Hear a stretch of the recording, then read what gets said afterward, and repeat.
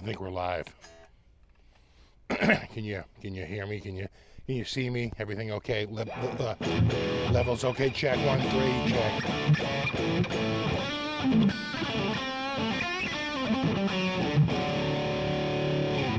Two ads, couldn't skip them. Really? They're just telling me right now to put an ad in because I did not turn on mid rolls. In fact, they keep pestering me, going. That's why they just told me to place an ad.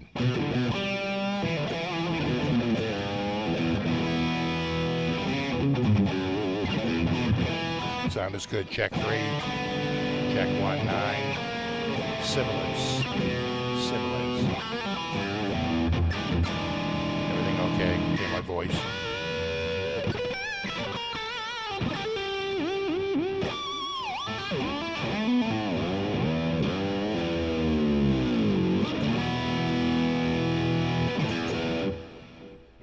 Is that a clamp on the mixer? Yes. Yes, it is. That, my friend, is a tone clamp. You're welcome. Other people won't admit to it, but that's what they've been tone clamping for years.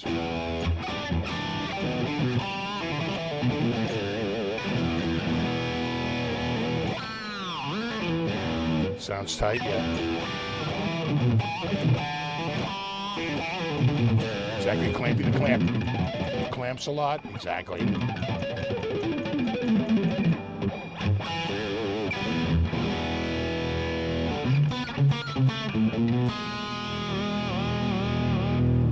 Remember, these are $229.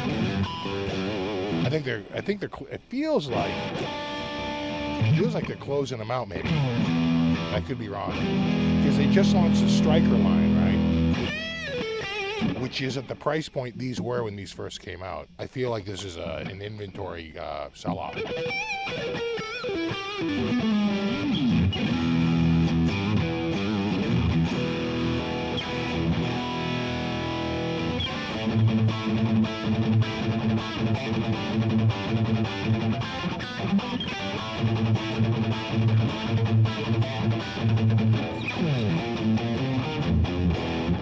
Like losing my train of thought here.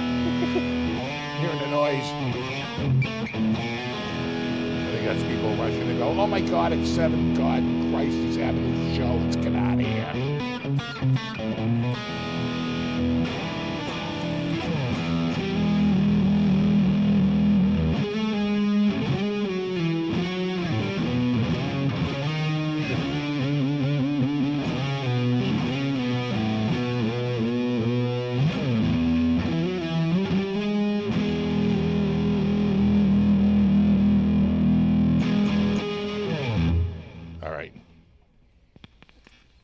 Nonsense. Hey, I thought someone showed up. What do we got here? We got Rock and Rob. What's up, dude? We got JMT Builds. Scott Ferguson, Sammy Reynolds, Frank C. Speaker. What's up, dude? We got Wendell, James, Zach, Jeffrey. How's the vocals? Okay, I feel like I'm moving away a little bit better, a little stronger. This has to be down a little, maybe a little pointy. I don't know. Let me know. The winter blizzards are coming. I can't wait. I'm ready for a blizzard. You know, I heard you jamming out at Woodstock. I was 3 when Woodstock happened, so that doesn't rule me out from being there. But my parents were not going. Some 3-year-olds, I'm sure, were there, but not me. Who we got? Zach, Jeffrey, Jim, Yeti Matzi, Bill, Eric, Trolls, Devil on Guitar, Andrew, Tim, and the rest. Kevin, and Metal Maniac. And there you go. Deanna, hello, ho, and everyone else. It's been a hot week. It cooled off towards the end. It was kind of a hot one this week. It's like wicked hot. What's up, Jay Shaft? What's up, Calvin? And -8. Man, admittedly, that's pretty cold. This was the guitar of the week.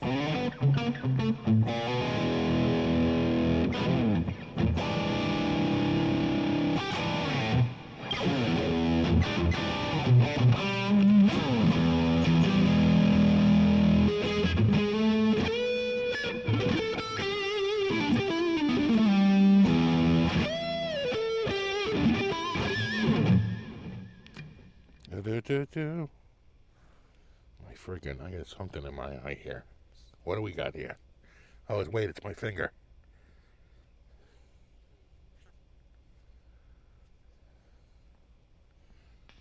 Come on, Jesus. Yeah, I got something in there, itchy. Come on.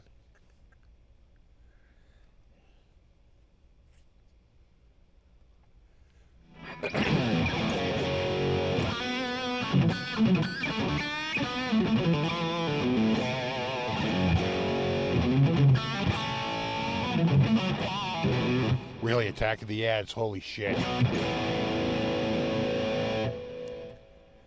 That's not me, dudes. I'm telling you, I told you they've asked me nicely many times to turn on ads, and I won't do it. And they're done asking. Because I go through it every time, and every friggin' time I say no. And then they're constantly saying, like, you know, creators see a 20% uplift, and, you know, now we're at, their last one was that we run the ad side by side. It's a side ad, doesn't go over it. So, you know, like they do on the basketball game when they're shooting free throws. It's a side by side ad. We're doing side by sides now, so they don't miss any of your content. And I'm like, yeah, that still sounds like it sucks. Yeah, hard pass.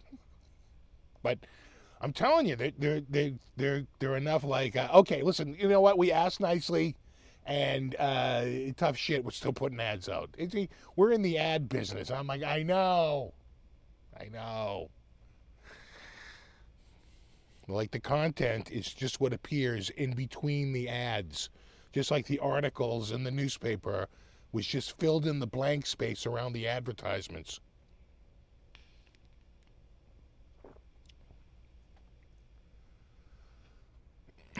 Oh, the clamp is amazing. It's probably up for the Clamp of the Year award, the Clampy. And, yeah, it's amazing. True story. Found in the backyard, which is why it has this lovely patina on one side.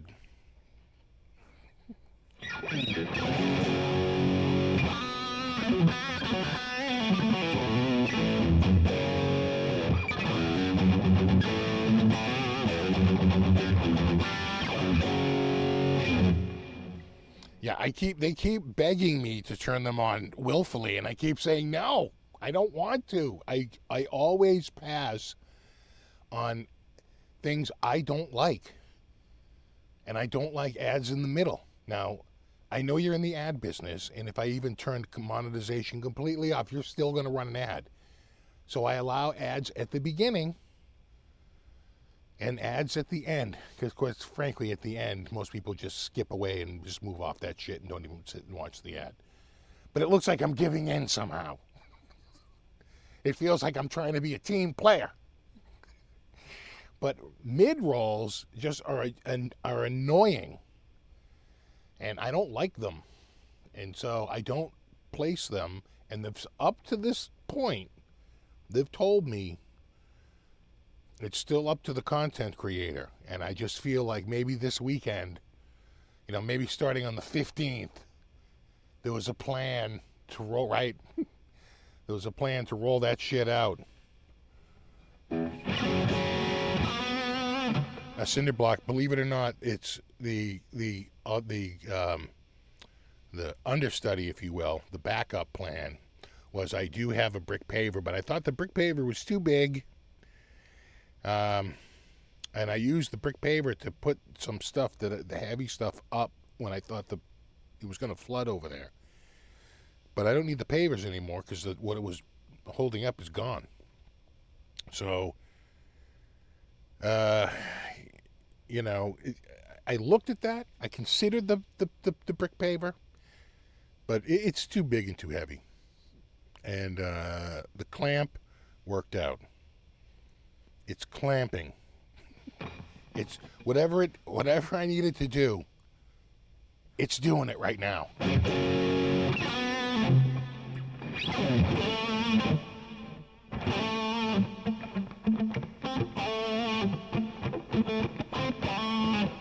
Have I patented the tone clamp yet? Yeah.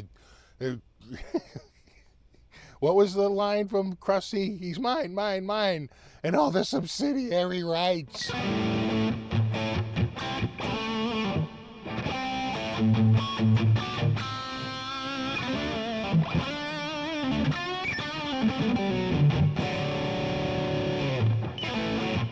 Mid-roll's ruining the string. Oh my God. I don't think I can change it once I'm here. I did not turn it on. So I think it's out of my hands. Way to, shit on your own product there, YouTube. Hold on. I'm almost seeing, am I seeing a little bit of flame? No, maybe not. Am I seeing a little bit of flame? A little tiny bit? No? No? Let's go to flame cam, see if we can pull anything out of this thing. Is there anything going on there? I'm telling you, I think I see a little something. No, is it just me?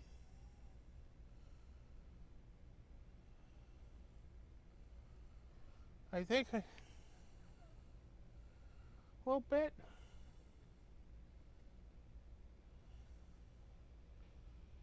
Yeah, it all depends on the angle. Am I right?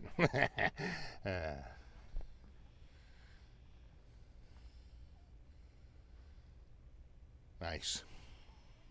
Again, $229.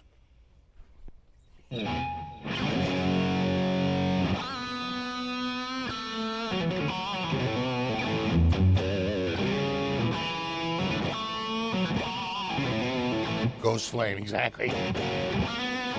Good one.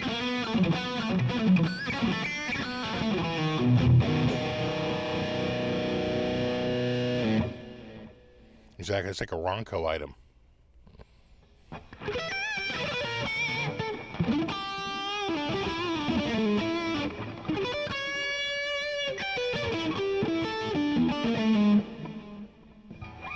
So Yetimatsu's saying no mid-rolls there, so we'll keep an eye on it.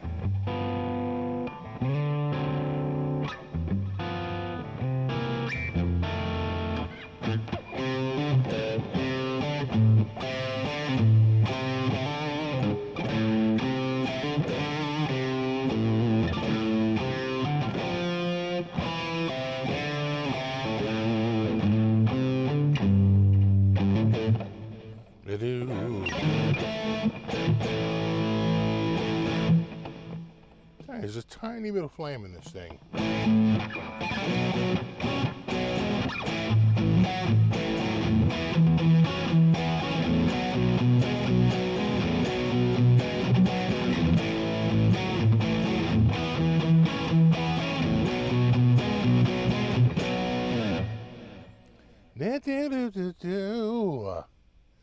Steve, is that a clamp on your top of your mixer, or are you just happy to see me? You know, that is the world's oldest joke.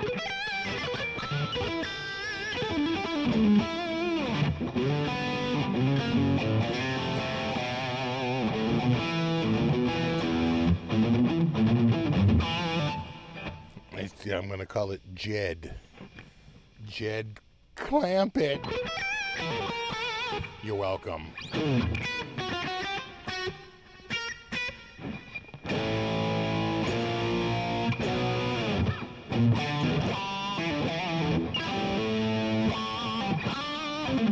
Yeah, I like blue guitars too, I gotta say. As you can see here, my array of blue. Blue on blue.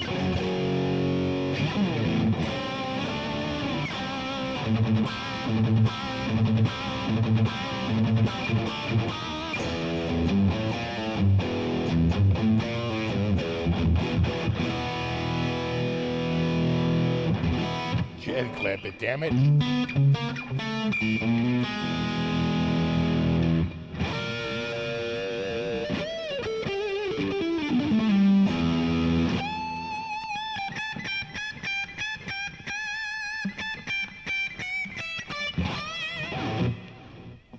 Get yourself some Beatles. I tell you, in addition to the heat this week, there was a lot of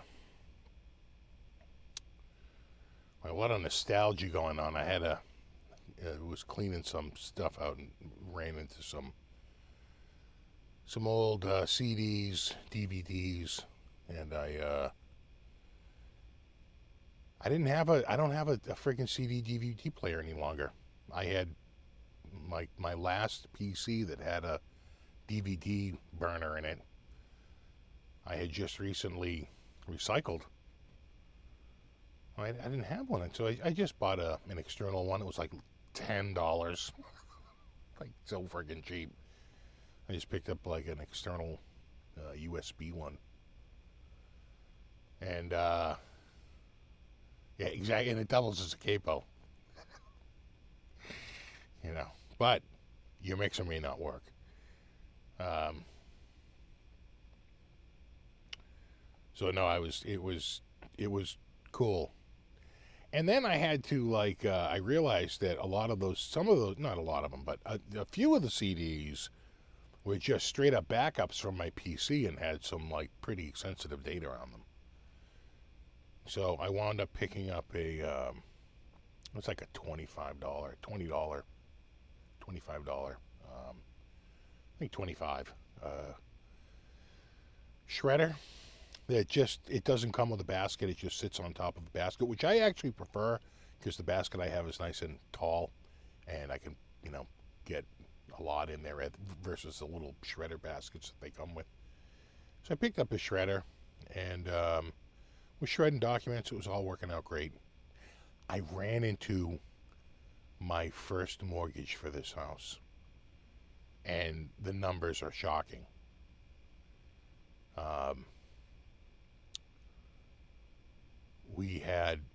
We took 2 notes when we bought this house. We put down 5%, which generally is what they tell you to max out at. And I found the 2 notes that we paid. This is part of the shredding process. And we've since refied so many times and actually redeeded the house because at the time we weren't married, and so we couldn't take as tenants by the entirety.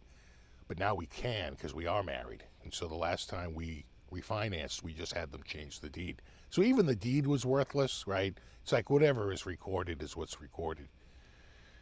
So, and it was a photocopy anyway, so it didn't really matter. So anyway, the first mortgage, which was the big one, was 7.28% interest, which just sounds crazy. And the second mortgage, which was to cover the amount that would be PMI. So I think the thought process is with PMI, you're just paying, you're going to pay the same amount, except you're always putting in equity because you're always paying off some of the house rather than just paying an insurance bill. So there was a big thing back then that like you take 2 mortgages, and then that second mortgage is very unfavorable. So we sign into that to avoid the PMI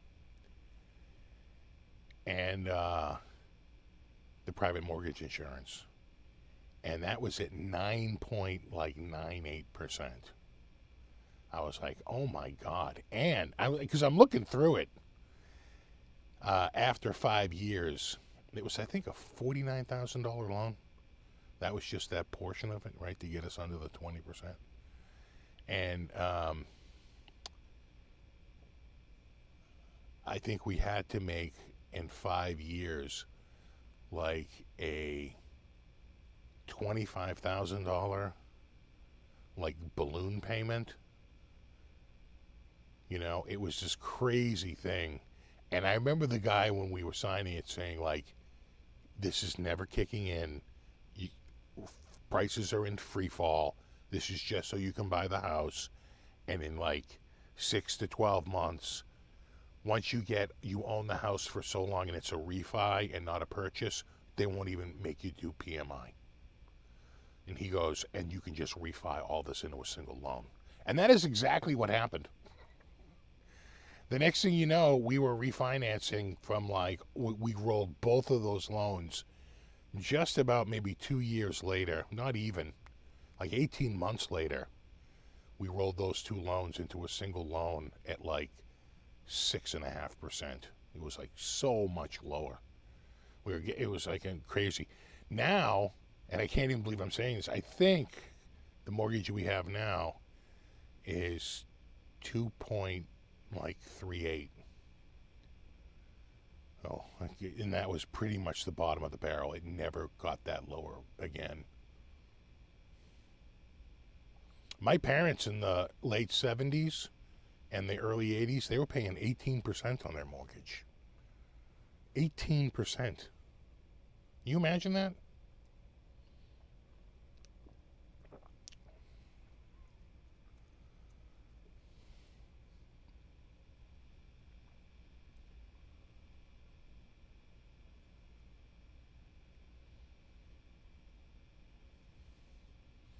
Yeah, a balloon payment. Oh my God. Trust me, that balloon sits over your head like a bomb waiting to go off. You're like, I don't have $25,000. I just put down all my money on the frickin' house. Though I believe at that time, if I remember correctly, I had saved in the bank almost 40 grand. I had like $38,000 in the bank in my savings account. And ripped right through it. Like, and it's gone. What? It's gone. What's gone? All the money. All the money's gone. That's pretty much what happened.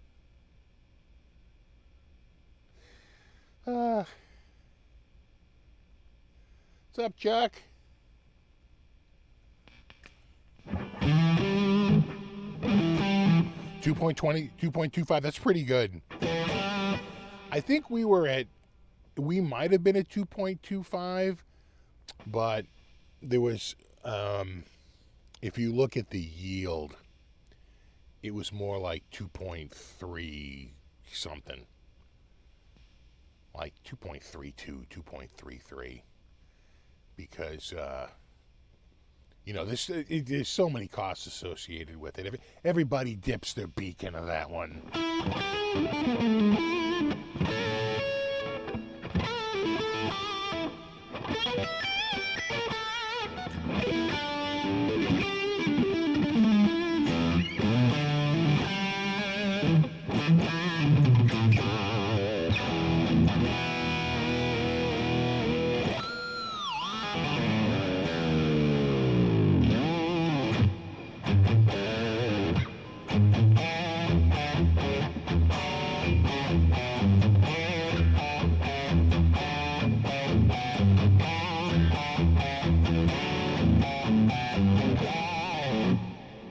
I haven't played guitar much this week. Been busy.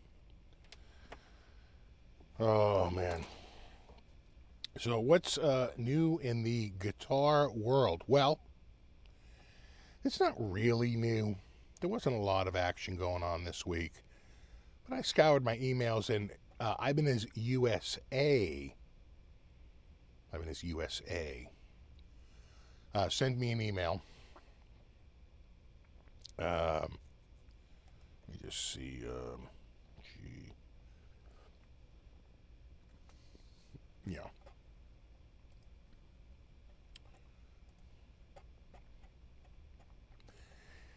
basically telling me that telling me about the RG460DX. And I know what you're probably saying to yourself. You're like, but Steve, the RG460DX has been sort of out for a while. Everywhere but the USA market. The USA market was delayed for some reason. I remember the rep even telling me about it back at the NAMM show, basically saying, because I said, I really want you to bring back the RG560. He said, well, we are bringing back the RG460DX, but actually not in the US right away, but it will get to the US and by the end of the year. And I think they're finally here. It's my understanding that they have been available, but maybe just not in the US market. I like the guitar a lot, except for the fretboard. It's just too light. It's like, it just irks me that you couldn't find just even a streaky ebony, would look better than the Jatoba. It's just too light. It just doesn't match. Like back, gotta remember that these guitars with the binding and that big inlay, they were trying to go for the Jackson Soloist, which was like a premium guitar of the day. And the guitar that looked like this wasn't actually, the 460DX. Which they might have done an import model later on. What it really was the made in Japan RG760. And that had a much darker rosewood fretboard. They should have just come back, if they couldn't use rosewood, just use like ebony. Because I know that ebony is actually, because they're using a lot more of the streaky stuff and just dyeing it. Just use that. I don't know, it's just something about it. It's just sort of a swing and a miss for me. I just wish that was darker.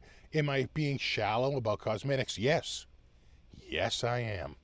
Because at the end of the day, the guitar is primarily a fashion accessory. And this doesn't match my outfit like a darker one would. Just saying, doesn't fit my style. I have very, very strict standards. So, cool and all, but I just don't like the reddish brown color. It's just not working for me.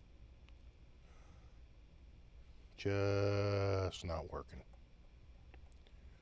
So I'm hoping they find a darker wood, a darker alternate wood. Quite frankly, I just use maple. Maple would look sick. Just go, but Jatoba, more like Janoba.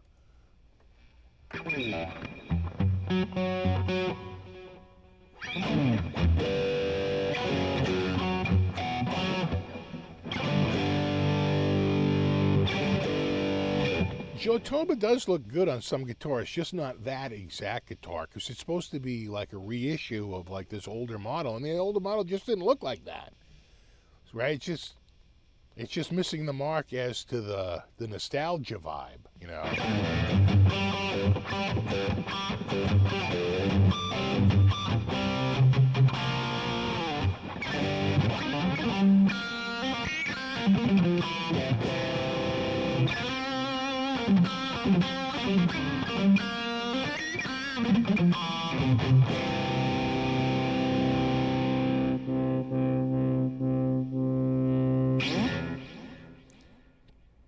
So I think that was really the only, I couldn't really find a lot of other news this week. I used to go to Music Radar and get a lot of stuff. That site has just fallen so hard.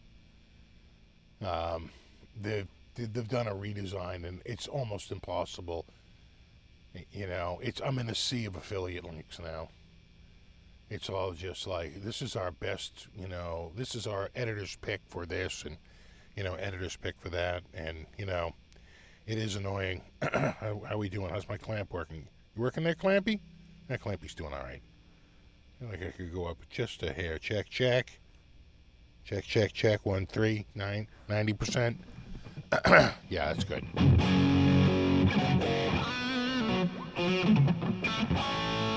Jackie Majituba. I hate you, Tuba.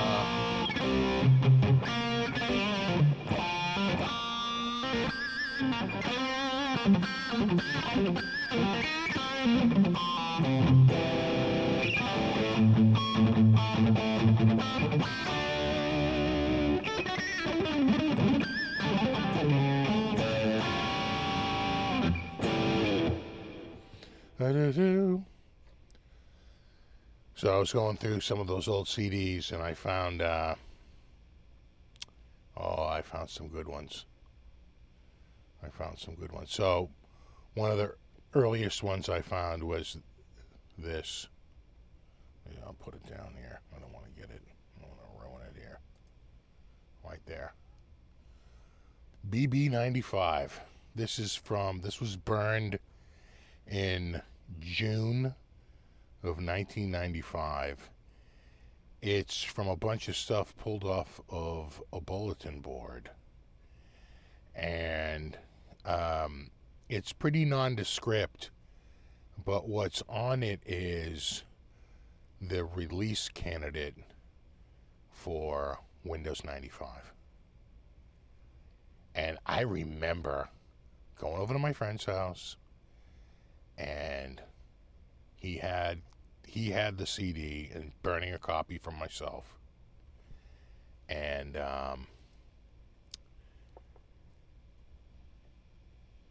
it just bringing over like literally a box of friggin' floppy disks and sitting there and unzipping, creating a boot disk, unzipping, creating a window, an MS-DOS partition, booting into, a basic DOS prompt, putting that floppy disk in, and going to the A drive and typing in setup and kicking off that installation for Windows 95. And just like, we were like freaking out because, we usually just couldn't get that stuff that early, and we had found this bulletin board. This guy had everything. And the best part about it was, because modems were so slow, and the files, especially like Windows 95 install, which is a lot of floppy disks, were so big, that dude, he would just burn you a CD. A bullet, right? Whatever could fit, on there. He would just burn it and send it. I think he was charging, this was in 1995, I think he was charging $40. And my friend said, I'm just going to buy it. And he goes, fuck screwing around, sitting here trying to download this shit and getting errors and like not getting the files correct. He goes, I'm just going to buy the friggin' CD. And he called me up. He goes, dude, I have the CD. Bring a blank. I'll burn you a copy. And we showed up. He burned me a copy of the CD. We made up floppy disks. And I think I brought my PC and everything. And we were booting into, the next thing you know, we were installing Windows 95. And I just remember just like freaking the fuck out, going, oh my God, check this out. Because we had been on Windows 3.1 for years. And it's not out yet. We're looking at it first. There's like just something about seeing it early. And it was past beta. It was already in RC. It was RC1, release candidate 1. So all the features are finalized. And they're just sort of like, killing off bugs. But there were no bugs. That software ran freaking great. If anything, I would say the final version it felt probably like it ran a little faster. Like it probably just got optimized. And, yeah, I'm mixing every little last bit out of this mixer. Exactly. I was going to say, how long did it take to download? You know what? It would take too long. And there was too many error messages. And so what we wound up, like I said, he did it. He goes, dude, I'm just buying it. I think he sent him cash. He's like, I don't care. I don't even give a shit. And he got the friggin' disc. I couldn't believe it. And it just showed up in the mail. And, it's got a bunch of other crap on it, like, pinball game and, some other utilities and all this stuff. It's basically a wares disk. But the one thing it has on it is Windows 95 release candidate. And I was going down memory lane like, oh my God. Windows 95 RC1. Holy shit. And I think it was put out by, if you know, by DOD, right? Drink or Die. My God, they were so huge back then, right? DOD. Cracked by Drugstore. We used to have a lot of running jokes. Found this. Remember that? I remember. Microsoft Plus. I think they rolled a lot of the features into Windows 98, but maybe not. Maybe those are special Plus for 98. This was the one for 95. Got extra screensavers, extra themes. Microsoft Plus. You got a special Plus splash screen. It's not just Windows 95. It's Windows 95 Plus. And, of course, and this is for Windows. Specifically Windows 95 because it's on CD. Space Invaders. A classic. Again, I found a bunch of discs. And, of course, Beavis and Butthead Virtual Stupidity. That's a good one.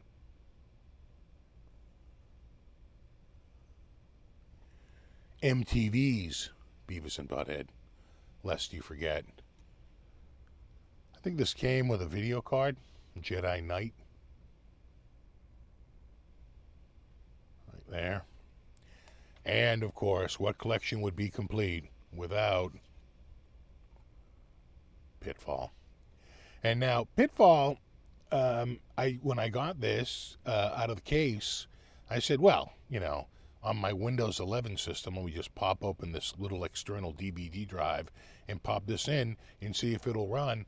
And it gave me a little error message. I said, it's not going to run. And it started. And it ran right. And I figured out the keys on the keyboard, and I played the game for a good 10 minutes. Worked fine. In fact, if I plug a joystick in, I'm sure I can map the controls pretty easily. And this is... it's kind of like way newer than the ones on the consoles. I don't know. I'd have to look and see at the graphics what the corresponding one is for consoles. This came out in, I think, 95. Is that the date on this? Yeah, 1995. This was, to be timed with the release of, I think, Windows 95. Good old Pitfall. And I don't have it here. But I did find Redneck Rampage. I almost shit. I'm like, oh my God, I gotta get this going. So I'll take a look. I had, I put it aside. I found it on a disc, and I said, oh, you gotta keep this. You can't dump Redneck Rampage. You gotta see if you can revive this. So I stored the files locally before I destroyed the disc. I got that shredder, $25 shredder to shred the discs, as I had a bunch of discs ready, I knew to be shredded. I started popping them through. It had one for the regular, documents, and those were shredding just fine. And then after a while, I said, let me switch. Let it cool down a little while, because they heat up. Let it cool down. And then I switched over, and they had a special slot just for CDs. And that just has two knives. It cuts it into 3 pieces, right? It doesn't shred it. It just cuts it into 3 pieces. I think I did maybe 25 or 30 discs, and it just died. I broke the friggin' teeth in it. Just ruined it. So I was going to return it, but then I jammed it through the paper one, and it worked fine. It didn't break it, but it destroyed it. The edges were so destroyed, and the middle was so ruined, and it would sort of warp so hard from having so many, little breaks in it from the teeth going through the printer. Going through the print section of the shredder. There's no way you could even put it in a freaking disc, let alone get the data off of it. And all the edges were broken and ragged off because they'd break off. So it wasn't even circular anymore. Quite a few of them. So I felt pretty good. It ruined it. There are a few games that released wouldn't have because of DirectX 1. Yeah, you might be right.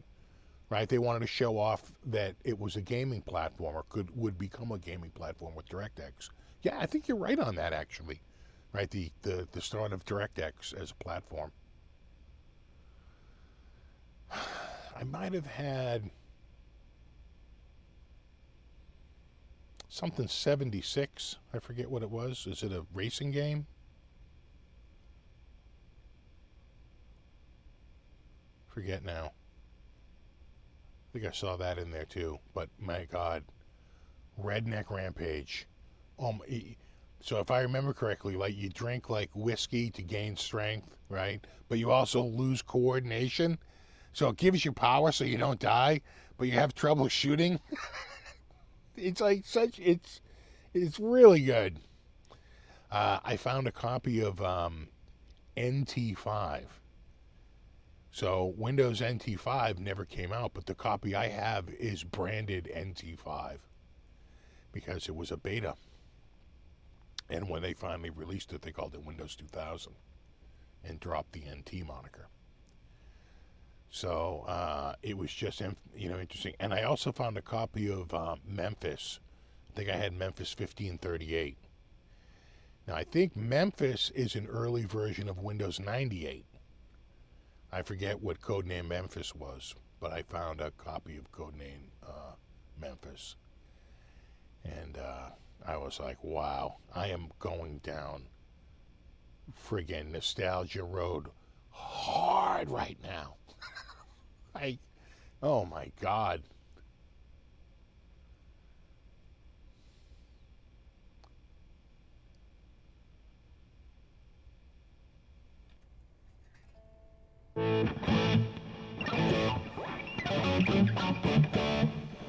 I just got this with Win 11 not plugged in yet. It just came tonight. B-Link Cermax 5. Well, B-Link is good stuff, and the SER series is all good stuff. Yeah, Ryzen 6800, yeah.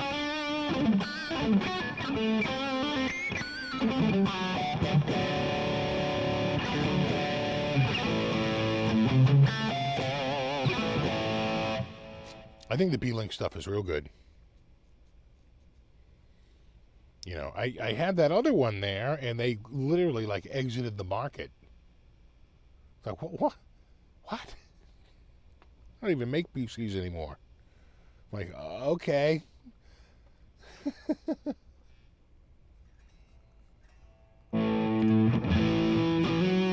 Well, that's just it. It was like 30 friggin' years ago. Over 30 years ago. I was looking at the burn date on that BB. It's like literally late June 1995. Every folder has the same date because it's all burned on the same day. I was like, man, that is crazy.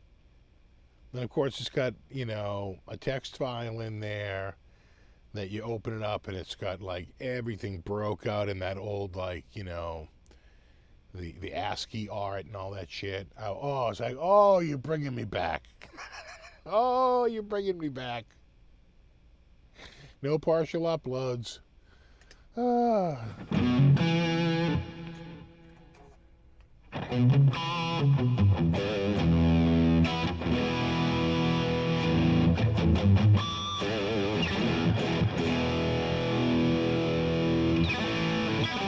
I do have a B-Link. I have one B-Link and I have one Morphine. And the Morphine company just exited. And I was like, okay. But B-Link is still going strong. They're still,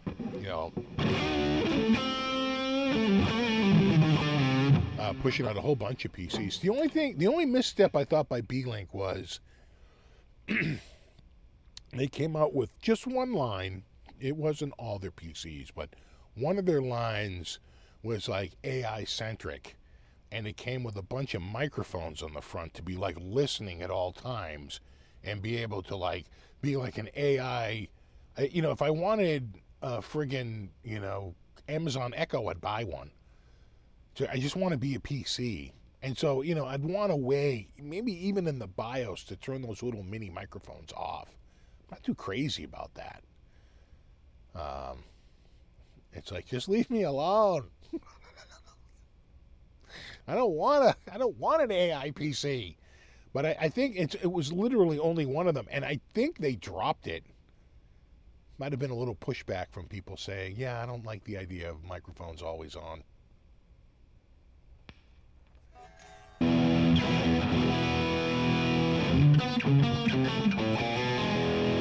Exactly. They're calling it a misstep, boss. A bit of a misstep.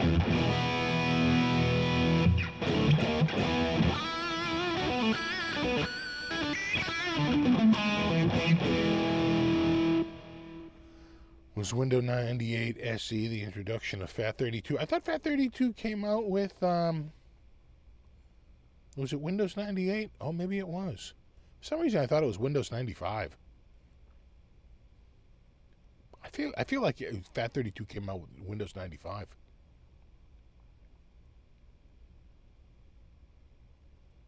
The first thing you could get with the one thing that Windows 95 could do is it broke the 8-character barrier. And it could store up to 256 characters. But then what you found out was what it really did was kept the database of the long characters and then a shorter one because it was really just sitting on top of DOS. It wasn't really until they moved away from x86 and moved to the NT core, the Windows 2000 core with Windows XP. So Windows 95, amazing, groundbreaking. Windows NT 4, pretty damn good. Windows 98, Windows 98 second edition, both really good. Windows Bob, a disaster. Windows Millennial Edition, absolute garbage. I don't know what they were thinking. Just an absolute horrible. It was like broken out of the box. Millennium Edition. Windows 2000 server, Windows 2000 workstation, friggin' amazing. I used Windows 2000 workstation for a while. Then I switched to XP. It was more consumer friendly. Windows XP was friggin' awesome. Just a friggin' rock solid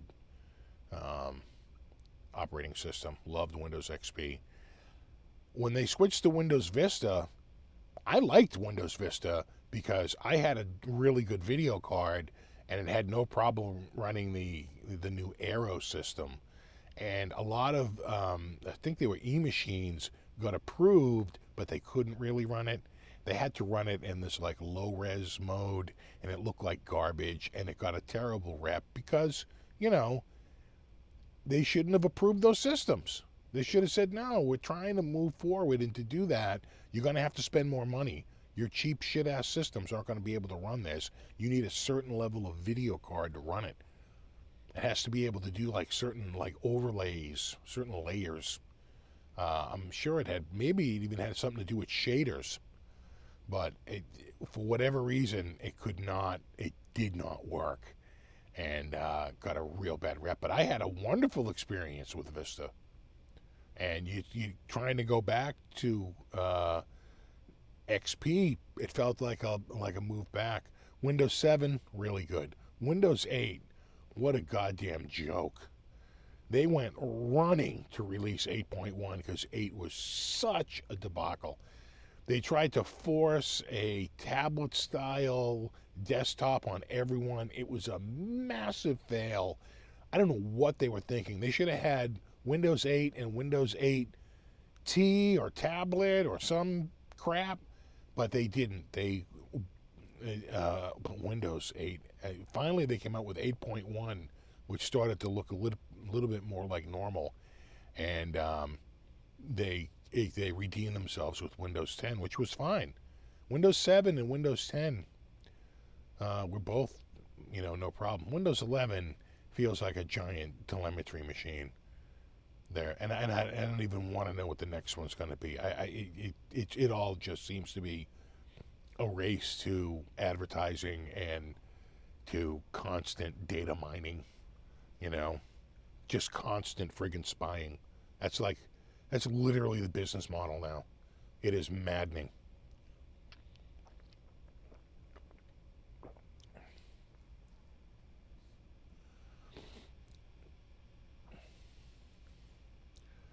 Yeah, XP was great. 7 was fine.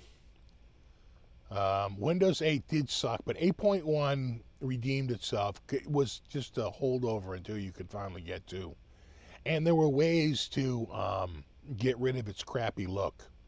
There were some registry hacks to make it look like XP, quite frankly. Windows 7, right? You could make it look like Windows 7. And so there were ways around it. But no, agreed. 8 was just such a bit of a misstep. People are saying, just like the iPad, but a bit of a misstep.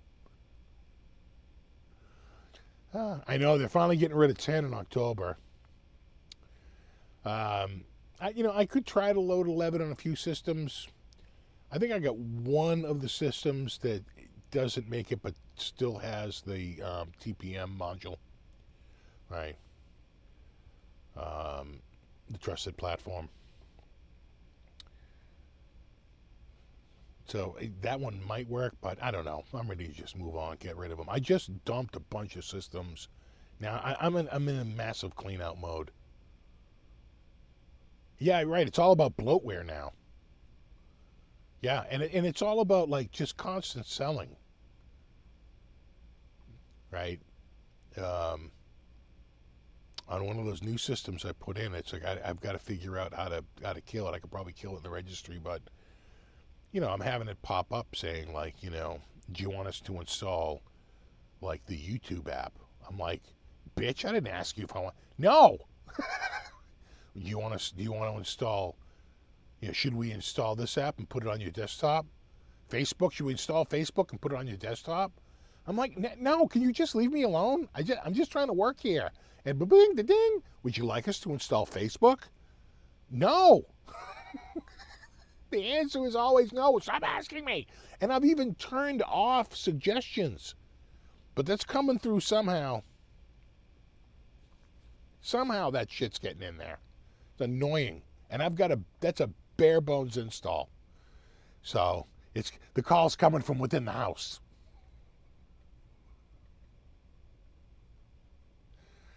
Annoying.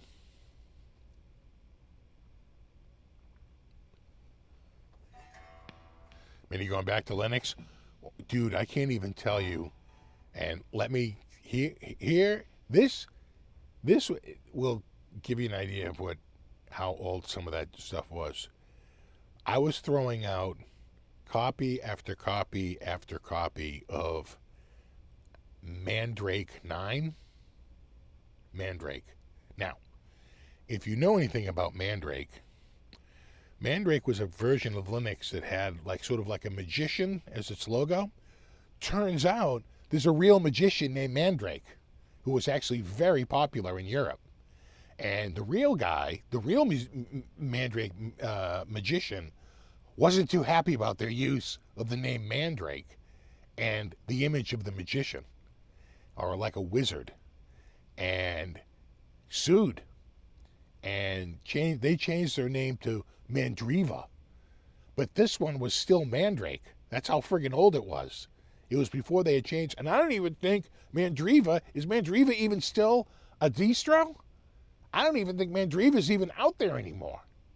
And my God, Red Hat. I think I had I swear to God, it was like Red Hat 3. Red Hat 4. That's what I was running into. That's old. That's like late 90s, mid-late 90s.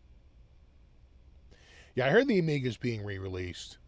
It's like they've tried it. Quanto had the Amiga Forever. They're trying to do it in a sort of a software emulation way.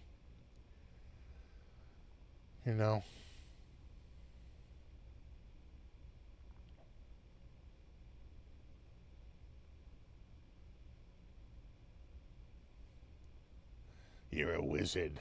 Harold? You mean Harry? Yeah, that was the knockoff version.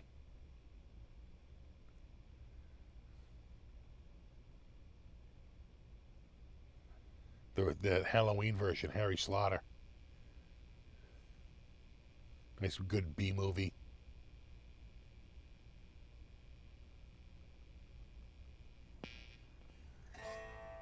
I keep turning up the wrong volume. Is it time for a guitar change? Do we need a guitar that more represents the Hendrix era? Ugh.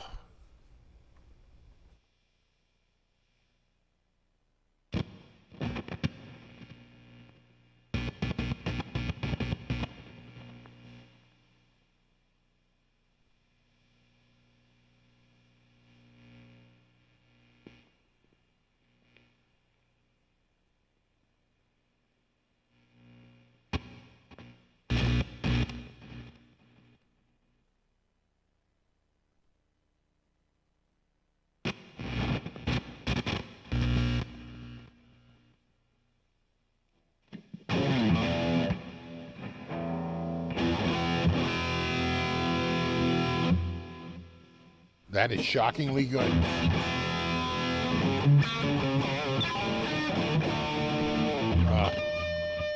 Spoke too soon. Hold on. Hold your horses. I just got to tune up real quick. I just pulled this out of the case. So. Right there. Oh, yeah. It's sharp. They go sharp when they're out of service. They really do. Yeah, it's still a little sharp, hey. Like the pen.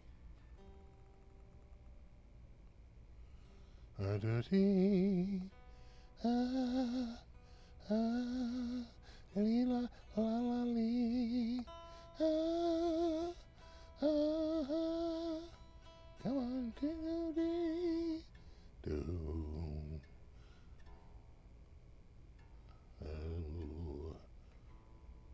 Yeah, she's still going a little sharp, tiny bit sharp.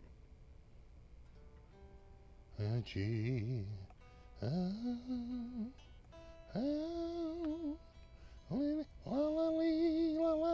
The Curly School of Singing.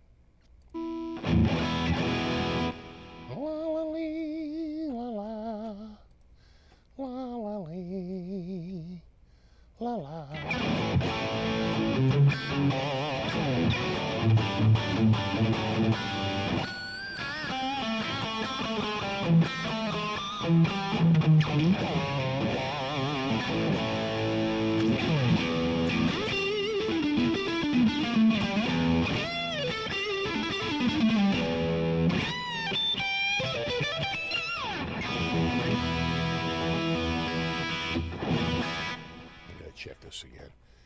Gotta do a little bit of. I just took it out. Hold on. That's good. Well, a tiny bit flat once you give it a little bit. See, because you're loosening it.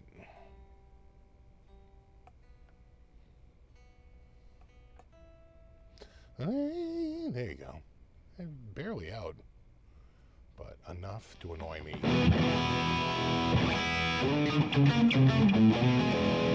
There you go. That's good. There you go.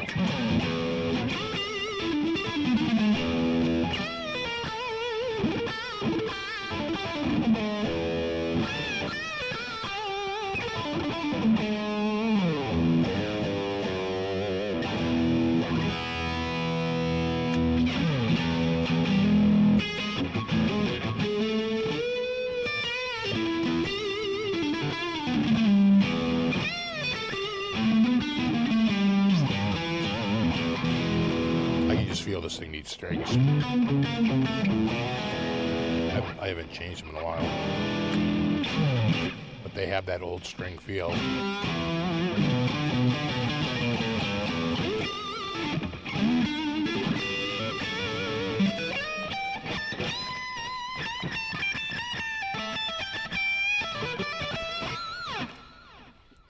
nice. Plus, it's got the channel binding, because it's a one-piece flame maple bird's eye neck, and then they route out the one-piece flame maple neck, and they inlay the fretboard, which is why when this guitar was new, it was 3 Gs. Yeah.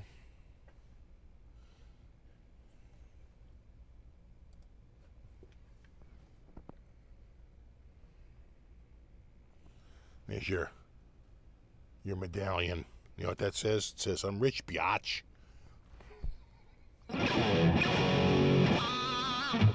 This is one of my best feeling necks too. It doesn't get played much because I'm so worried it's going to get damaged that because it's all nitro and all that shit. I'm worried that if it's on the floor and we ever got flooded again, it'd get ruined. So, I keep it up on a shelf to keep it safe, and that actually hurts its access. I have a lot of guitars like that. I have a bunch of Volas, my Gibson. All right, they're all up on they get shelved because they're safe there, but then they're not as accessible, and they don't get played as much. Yeah, pretty much. Yeah, it's a Select Strat. So they would do. It's kind of like what they did later on when they did the whole like exotic series.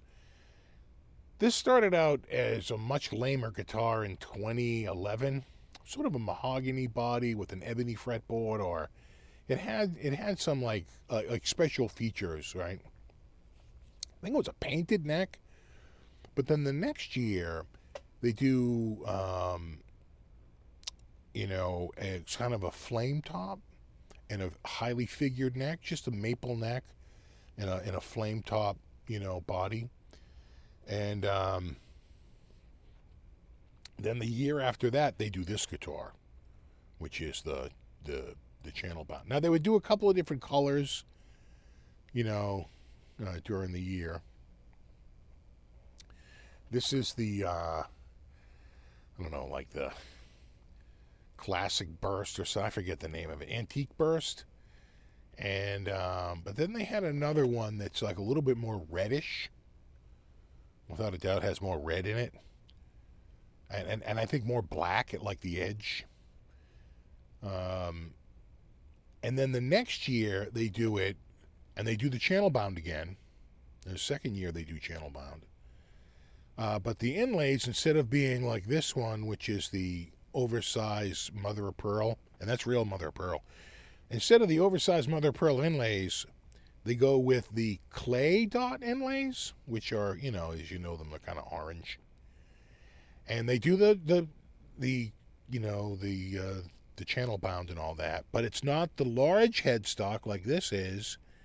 It's the regular headstock. So this is a 2013 and 2014 clay dot inlays, regular headstock, and the top isn't a flame maple. It's like a quilted maple or like a highly figured maple. Now, I could have bought one of those highly figured maples.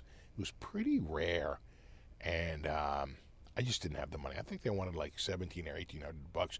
Now they want like $2,500, $2,800 for these guitars. They've like shot up in the last 6 months. It's insane. They're really trying to get a lot more. I scored this one for such a deal. No case, and normally it would come with it's practically a custom shop case. It's that red case with the tweed on the outside and all that. The G&G case there. It didn't have a case. The first one I bought, I think I paid like $1,300 or $1,400 for, and traded it for a Les Paul. And then this one showed up for $899, and I almost shit when I saw it. I said, "There's no way that's a Select Strat for $899." And I just bought it and said, well, hopefully when it shows up, it is what it says it is. And it was. I couldn't believe it. I opened that case up. I was like, oh my God, that is insane.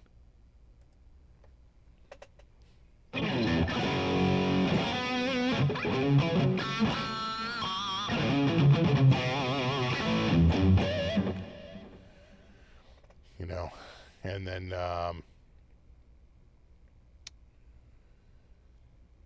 so they do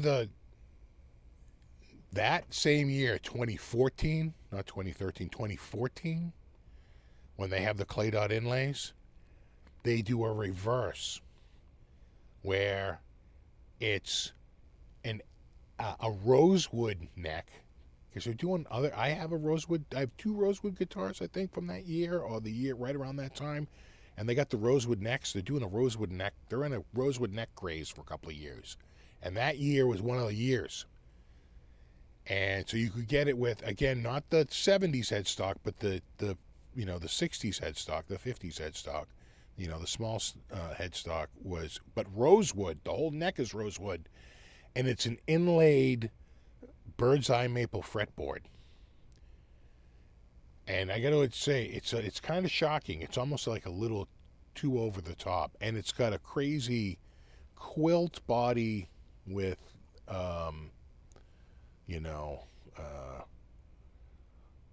like a darker, like I said, like a reddish color. The year after that, 2015, they do cedar body, Port Orford, which is, I think, a forest area in Oregon. They get cedar from that forest, and they're making cedar bodies and like highly flame maple necks and all that stuff. And then that's it. They stopped the series. But this was the last guitar before the custom shop. It was more expensive than an AVRI. It was more expensive than anything that they had. It was their most expensive production guitar for those years, the Select series. I think was maybe signature models, because you remember you got to pay out a royalty, right, to the endorser or endorsee. Either way, you know what I'm saying. So these were nice, and you know what? They were just sort of on the market because you just wait a few years after they're out, and somebody doesn't like it and they want to get rid of it. I was all over it. I'd love to get more of them, but you don't see them out there like you used to. They used to be out there quite a bit, and kind of not so much anymore. How much is the Strat? I think they had a $3,000 list, $2,999 list. And I think when they sold in 2013, you probably could have got one for $22. They were heavily discounted. I want to say $22.99, $23.99. They gave dealers room to get more if they wanted to. But you would see them on sale maybe $19.99. But they haven't made this guitar since 2013, and they only made it for 1 year. So that puts a definite quantity. And you know what? It comes with a white pickguard, which I just think is too bright. I changed it to a mint green pickguard, and I friggin' love it. They're special Select single coils wound just for the Select model. And this is what, the V-twin, I think, right? Isn't that a Shawbucker V-twin?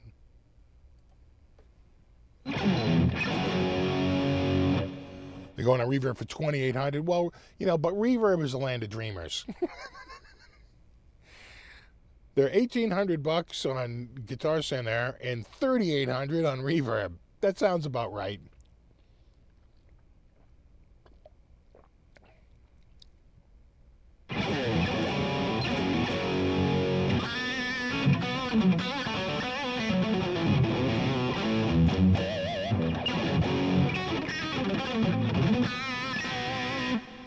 What I think of the Vintage Ultras they just released, yeah, I could have talked about them. It's kind of a sore spot. I love Fender so much, and I literally watched every single one of my friends get one of those freaking guitars this week. It's painful. Tuesday was a painful day. It's like, who of my friends didn't get one? Me. I'm the only one. Fender, bro, come at me. Yeah. Kind of a bummer. I've been playing. For a lot of those dudes, I was playing Fenders before they were born. I got my first Strat in 1981. In 1981, I was already playing guitar for 9 years.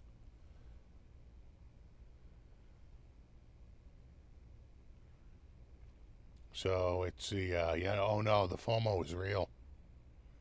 The FOMO is real. Damn.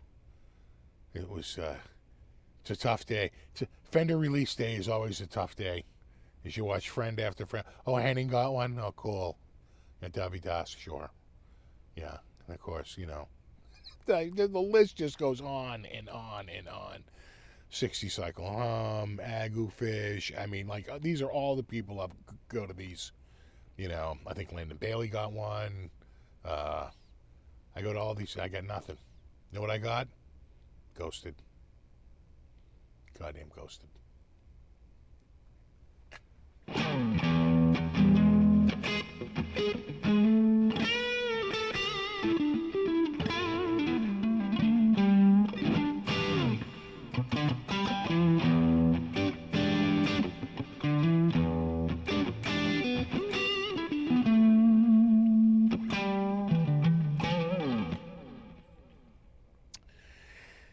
Yeah. Which one would I get? I thought, to be honest, the one that I thought was sort of like right in my line was the red one with the humbucker. Actually, other than having the smaller headstock, not too much different the configuration of this than this, right? Basically a single, double. But it's all right. I didn't even want to belong to a crappy club for jerks.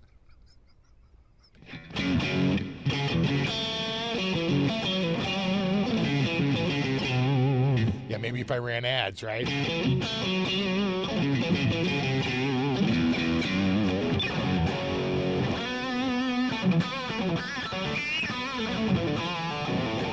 Exactly. I'm no longer relevant.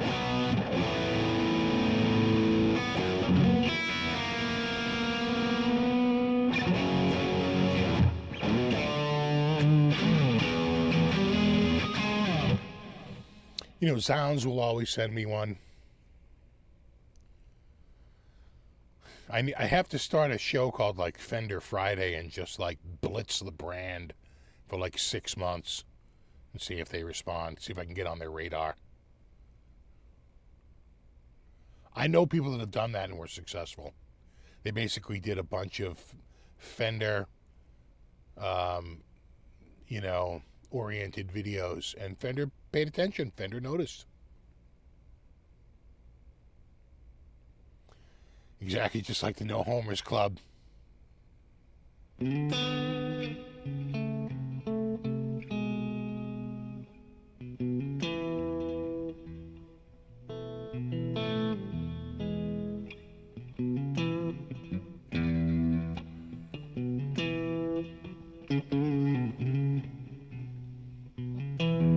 Play a Lucky Dog guitar? I don't think so.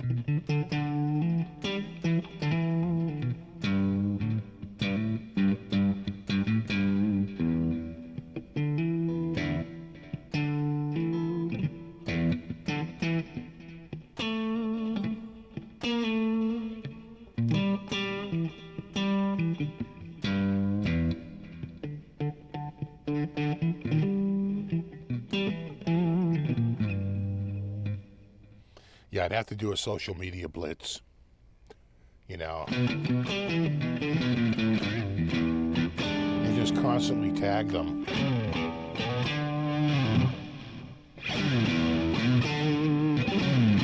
Tag the Fender of the Week.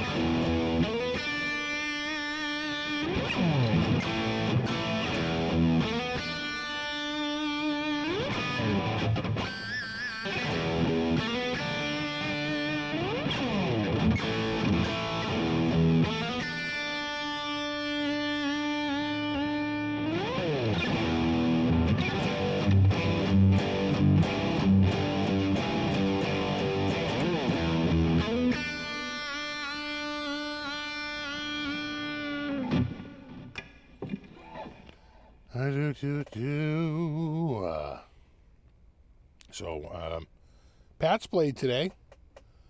Thought they looked pretty good. That guy Chisholm seemed to stand out. Kind of a small guy, and by small I mean probably my height, about 6 feet, right? But he's towered over by everyone else on the team. Right? He's a tiny 5'11", and but he had a couple of great plays, and they said they noticed he wasn't in. They go, he probably just made the team. He probably just looked so good, you know. Some people were out there still playing very late because they're still playing for a job. And pretty much anyone who plays in next week's game is pretty much playing for a job. I don't even think they're going to play any of the first string people next week. They want to risk injury. Do a Fender style infomercial.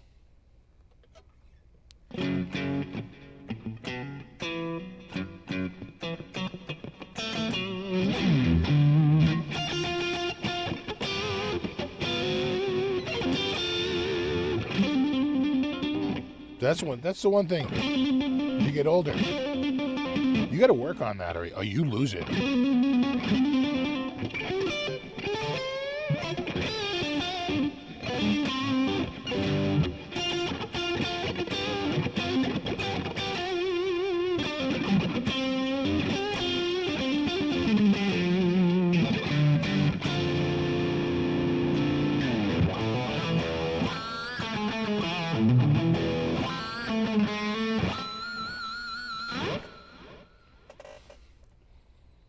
Gibson put out a video of the Flying V. People with all... It's basically a compilation. And they get to Paul Stanley. He's like, yeah, we got this guitar, and to be honest, it wasn't your best work. It's like trash.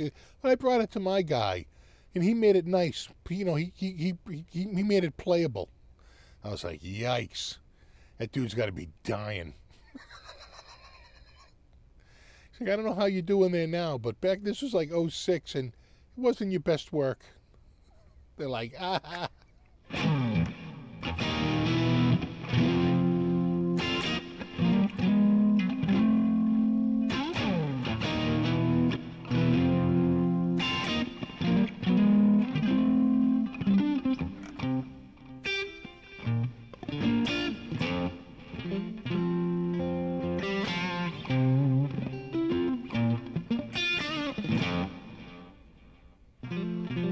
I think the Kramer is amazing. I like that Kramer. I can't think of a better value. You know, out there, people were bagging on the Floyd Rose Special. It's like, yeah, but nothing else even comes close to it. I know it's not the greatest trem, but it's better than anything else at its price point. Period. You know, you're not dive bombing to like the depths of hell like you can with that thing and coming back from it. And, you know, and if you think the saddles are, you know, crappy, just swap it out for a more expensive one. But I hate to break the news to you, the replacement Floyd Rose is about $229, and that whole guitar is $229. So then the conundrum, if you will, becomes, do you put a $229 part on a $229 guitar? I say no. I say just play the guitar and enjoy it. And if something breaks, just throw it in the bin and say, oh well, it's disposable. No,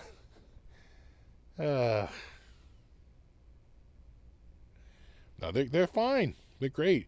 The only thing I would recommend on it, I didn't have any fret sprout, but it's summer, right? And it's, you know, in the winter it might have had fret sprout, but in the summer it's got no fret sprout whatsoever. But I thought the edges, having come off that Charvel a couple of weeks ago, just could have been a little bit softer, right? They weren't really, you know, smoothed over. And I'll bet if you took a sanding sponge for all of 15 seconds on the side of that and just soften that edge up a tiny bit, that guitar would play like $1 million friggin' bucks. That's my only complaint about it. I thought the edges were a little hard, but that's something you can fix very quickly. Some people do it with a pencil.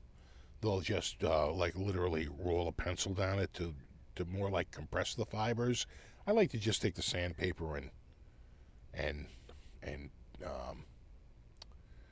and just sand it a little bit smoother, right? So you don't have such a sharp drop off. It goes a long way. It literally takes 15 seconds aside. Thoughts on the CBS headstock? You know, some of my favorite players like Jimi Hendrix and, Richie Blackmore and Yngwie Malmsteen use the larger headstock size. But I think it's objectively sort of ruins the balance of the guitar, making it a little bit headstock heavy. I think I had a good design, and I think it was the suits getting involved and basically saying, they can't read the logo. So they moved away from the spaghetti logo to the thicker logo in the late period that Leo Fender owned it in like 64. In fact, the old spaghetti logo, that's how they used to call it in the old magazines. It's a spaghetti logo, right? So you'd know it's a certain logo from a certain period. But, this was a straight-up corporate decision, right? Needs to have need a billboard, right? That's the Green Monster. You realize the Green Monster was put in so that they could sell advertising space on it, right? That they weren't sure they were going to get enough revenue from the fans coming in to watch the Red Sox, so they better get some advertising. And they sold, that was a giant billboard full of advertisements for years. And then the advertisements went away, and they've come back slowly but surely. I'm sure it's very expensive to put your name up on the Green Monster, but I'm sure, who's that one that's always out there?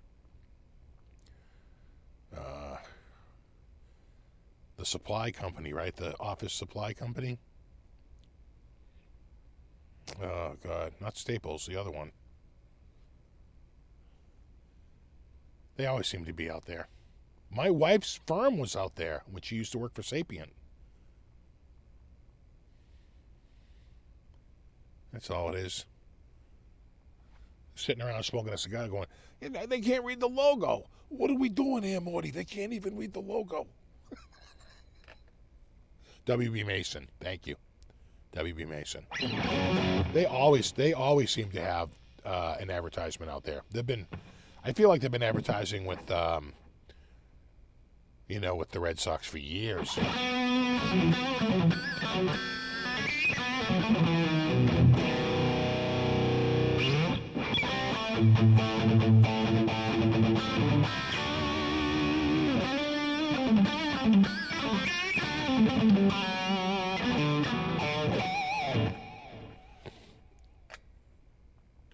Love to check out the RG560DX. I wish they would just reissue they've put out the 550, they reissued the 570. No love for the 560? You made 3 guitars. The 550, the 560, and the 570. You're going to put out the 550, you're going to put out the 570, and you're not going to put out the 560? I mean, come on. Come on.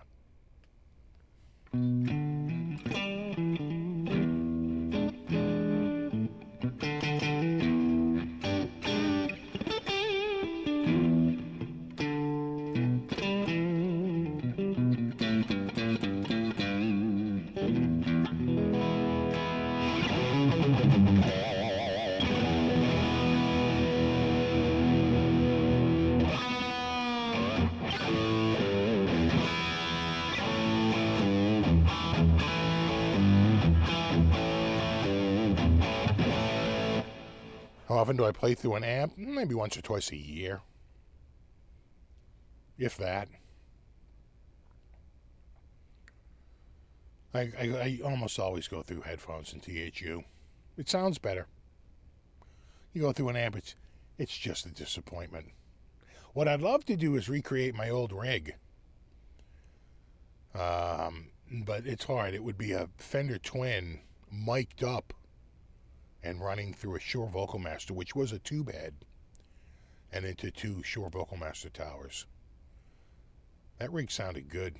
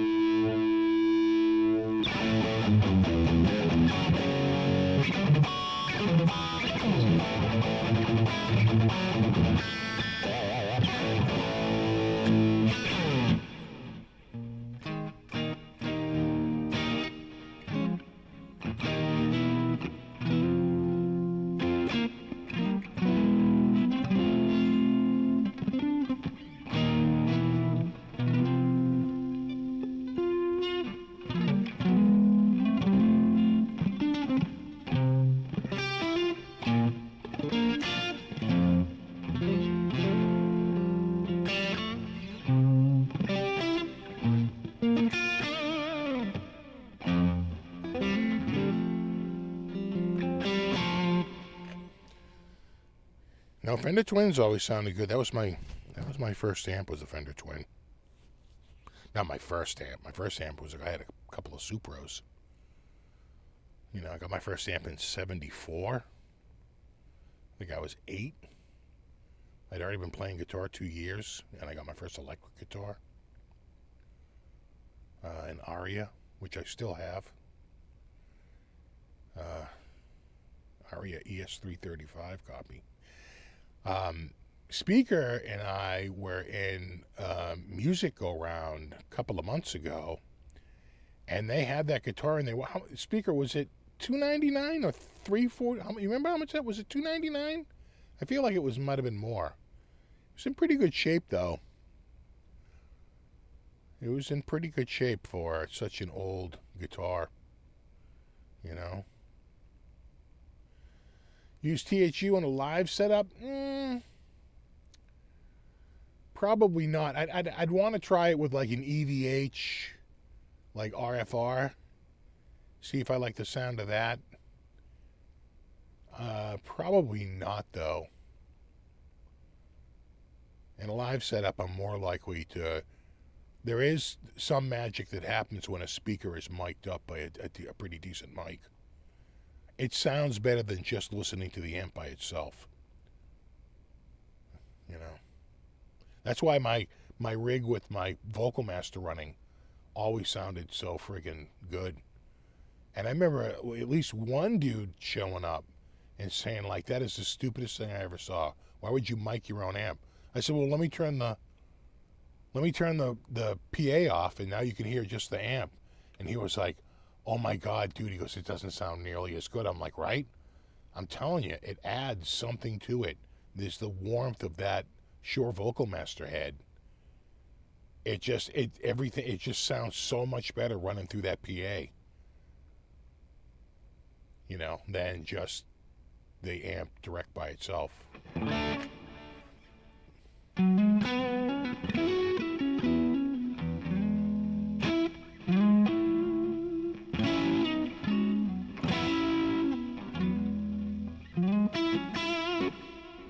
What you're hearing there, though, is really my stereo reverb and stereo delay. And I've got the spread just right, you know. And believe it or not, it's set to a very low percentage, because if it did, it would go on too long, right? It actually fades out pretty quickly.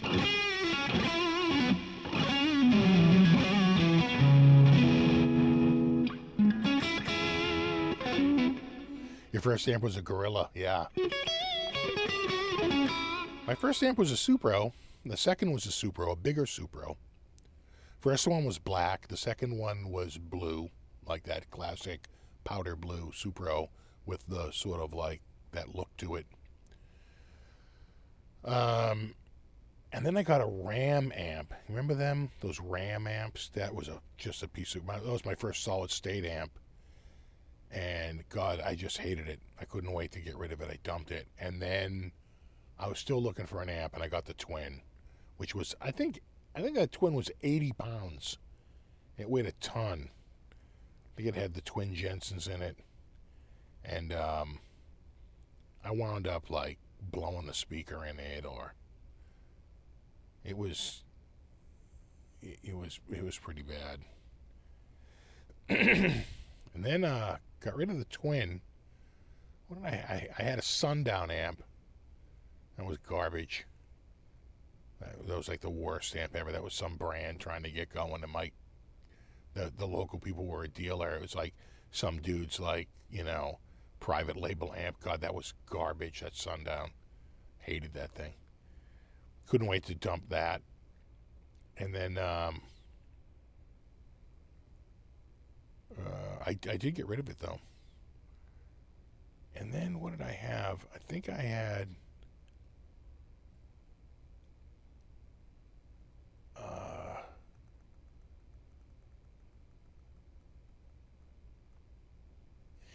I want to say I had a red knob Fender Princeton Chorus for a while. I was using that. I had a Roland JC120. Wound up getting rid of it. It had one sound, and it didn't take pedals very well. At least the one I had. And I had a Boss ME5. And going through that was like an ice pick to the forehead. So I wound up getting rid of that and going with, I want to say it was a very similar amp, but cheaper, the Fender Princeton Chorus, the red knob Fender Princeton Chorus. It was a wonderful amp. I really like the sound of that amp. Played that for a number of years, and then I want to say I got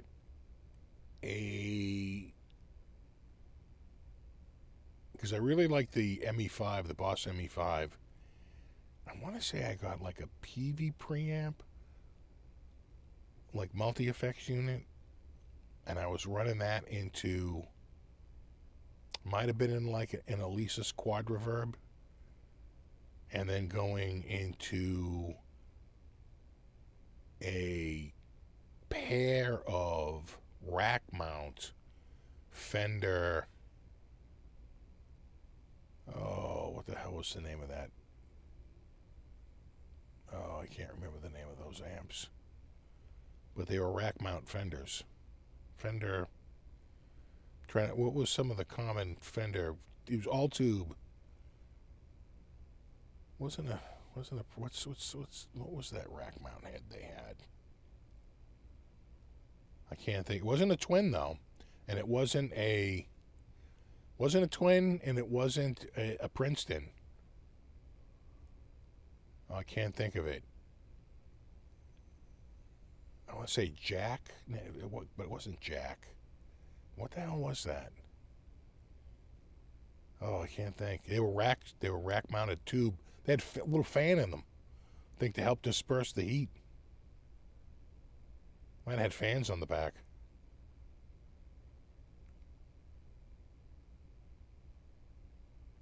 I can't think now. What was it? Fender rack amp. There it is. Super rack. I think that was it. Yeah, I'm thinking Jack.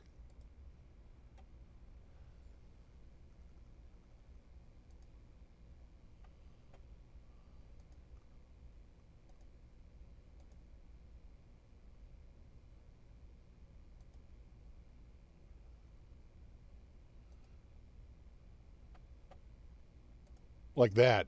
I had two of them. And these were tube amps, right? Had the standby. These were all tube. I told you it had a little fan. I had two of these. One for the left speaker and one for the right speaker. And I would just plug in to the back. I'd plug in on the return. All right. Yeah. Power amp in. I would plug into this and get my tone from the PV preamp. It was a complicated system of pulleys. I thought it was a Super 60s, but I think it was that. Super rack.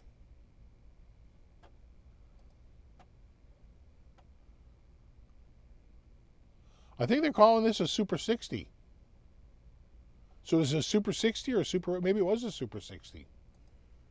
I see Super Rack, but I think one guy's calling it Super 60 Super Rack. So maybe it is Super 60.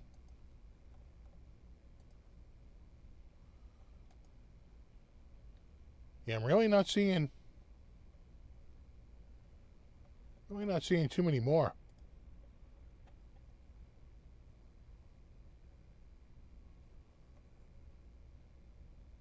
It definitely wasn't an M80. No, that was it. That was it. The rack mount tube amp. Super rack.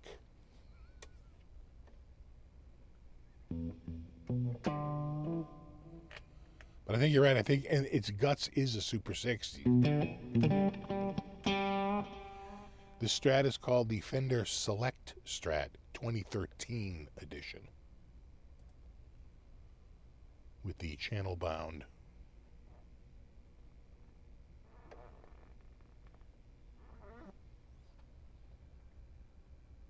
Channel bound neck, flambe maple top.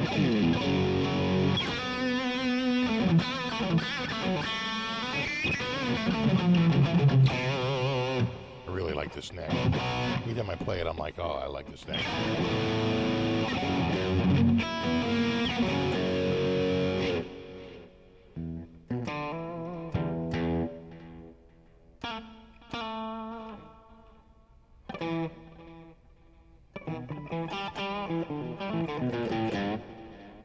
D2.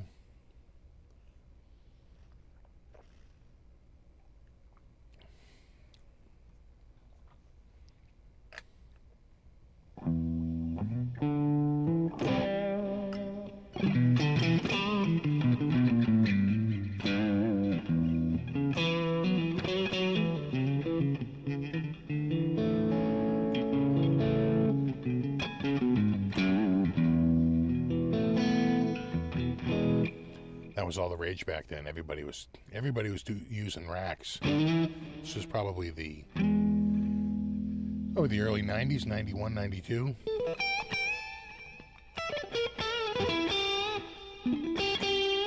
I remember the guys from the music store for my graduation from college gave me a rack to put them in. Gave me a story, a case, a rack case. They're like, it's for your. We know this, you are eyeing this for your Fenders.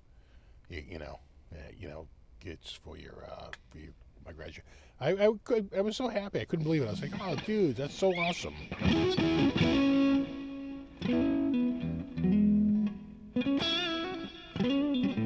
So I think tomorrow we're going to heat up again. We're going to hit like 90. And then it looks like we're hitting a cooling trend, right? This is our oscillation, and so it begins. So we were hot this past week, and it was hot out there today.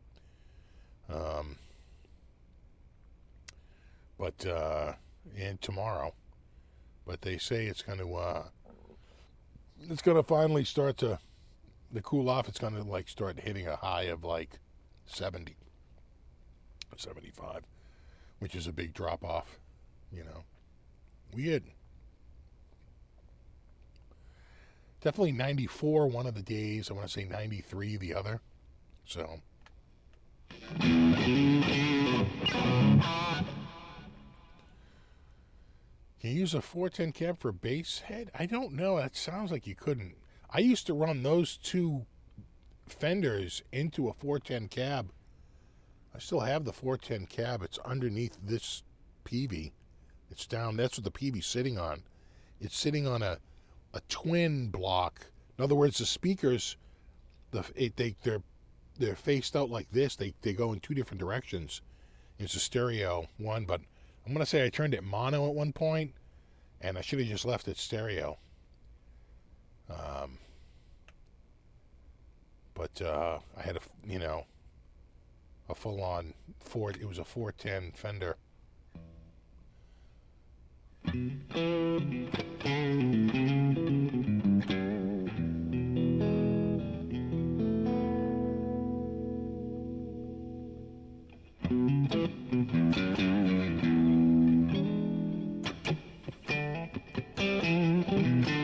Yeah, no cats tonight.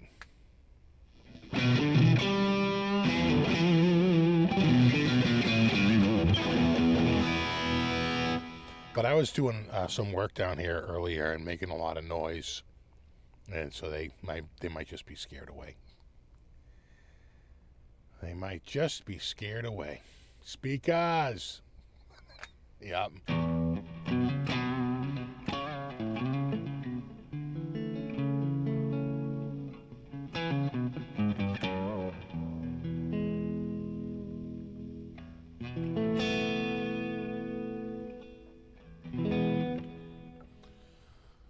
Large said headstock is in the 70s. It's late 65 through 80. Oh, is it? Come on, dude.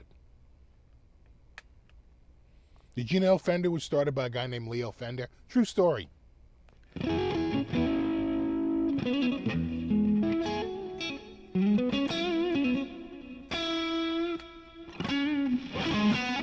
A lot of people associated with 70s, though. Mainly because when they did the reissue, right, they plucked out. They could have done 68, but they wound up going with 72 and 73. So, kind of gets associated with it.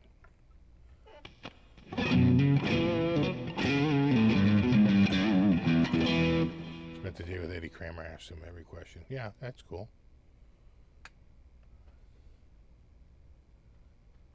That looks like a 74 headstock. Well, you'd be right. Or 75, or 71, or 78, or 68, or 69, or an 80. Some say, into the early 80s, but not really. They switched to the lead to, probably the last gasp was the 79, the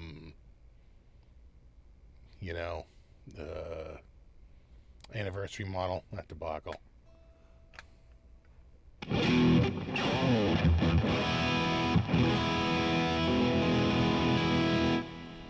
I'm out somewhere.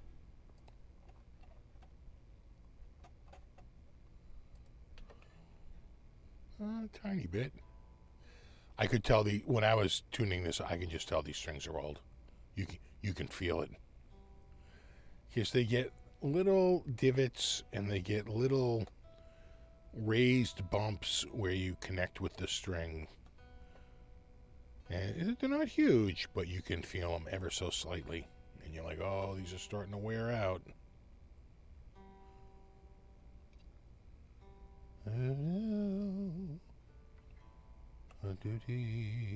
See, again, you're going a little sharp way on me here, kid. There you go. That's good. That's good.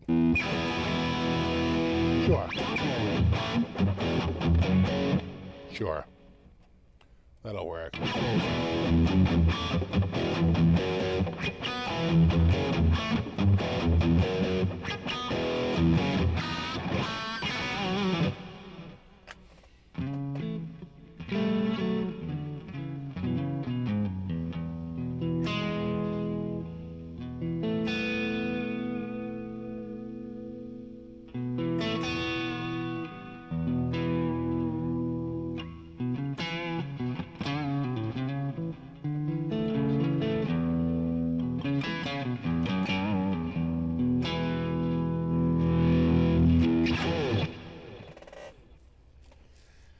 So they're promising a cool off this week. I can't wait. I'm looking forward to the first frost.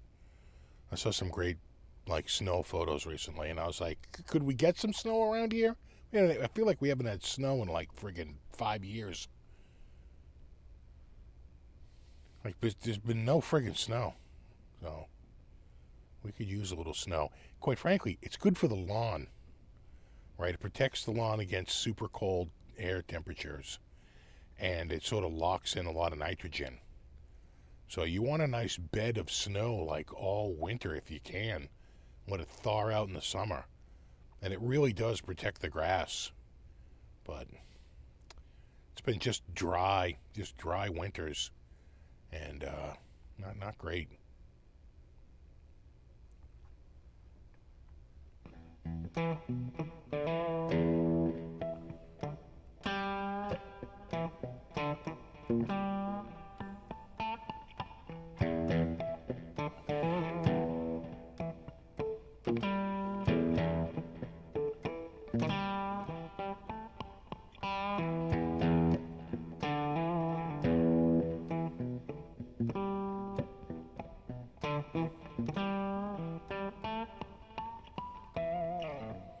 Yeah, I saw RJ's moving up out of Nashville. I've always associated, I know he's from Detroit, but I always associated Nashville with the guy. He's been there, feels like, for a while. And now he's moving out of Nashville and going up to, I think, he said Portland, Oregon. A little cooler. It's certainly less humid. And not the crazy winters like they get in Detroit.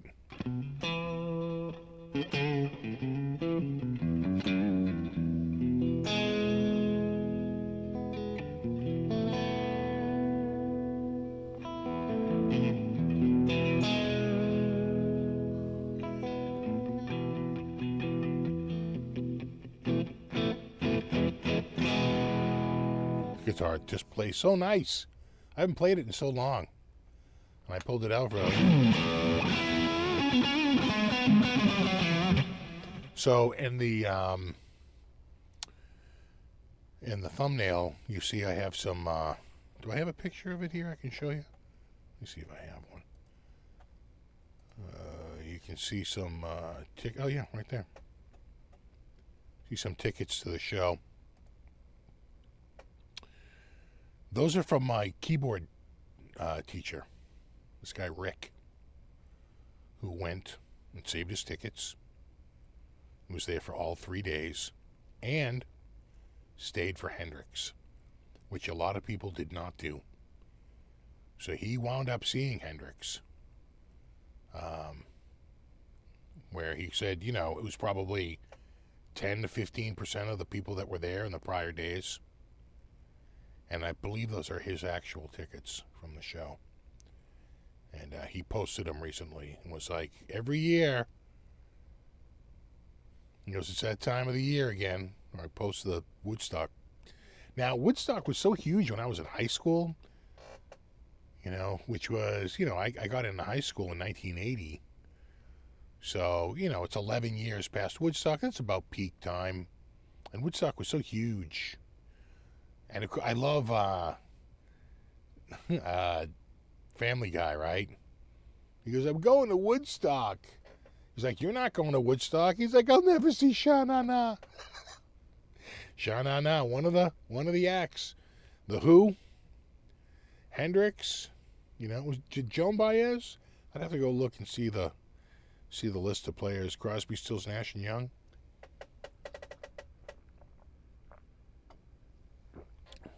A bunch of bands.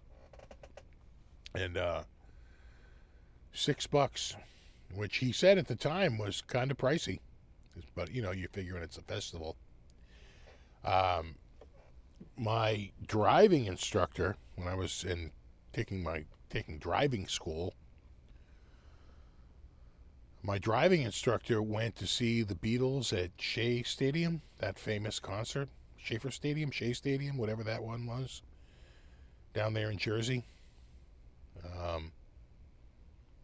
And he said, we got the tickets, I forget, like the day before the show or the day of the show. And we bought them. They were scalped.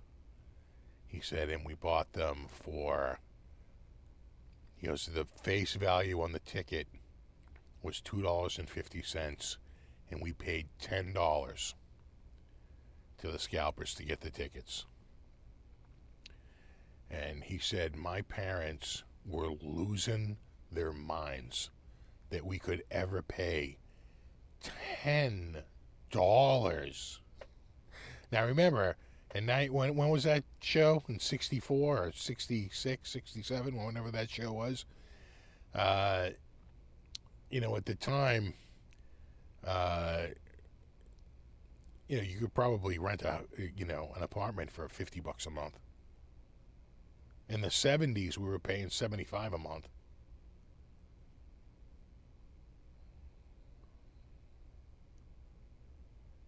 You know, and then people were supposed to, Rick the piano teacher, the cab driver. Yeah, he was there.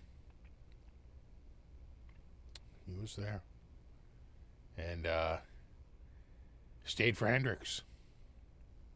He goes, really, there's no place to go. Of course you stayed. Because I had no way to, I don't think he had plans to get the hell out of there.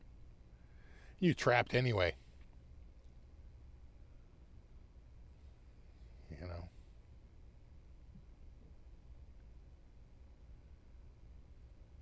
Got a Clapton ticket in 80, 81, $11, yeah. I remember in 82, buying a ticket to see Rush in '83, and it was $16 a ticket, and I was like losing my. I'm like 16 because a friend of mine had just seen Kiss and paid like just a couple of years earlier paid $10. I'm like $16. That's up 60%. Like losing $16. That is outrageous.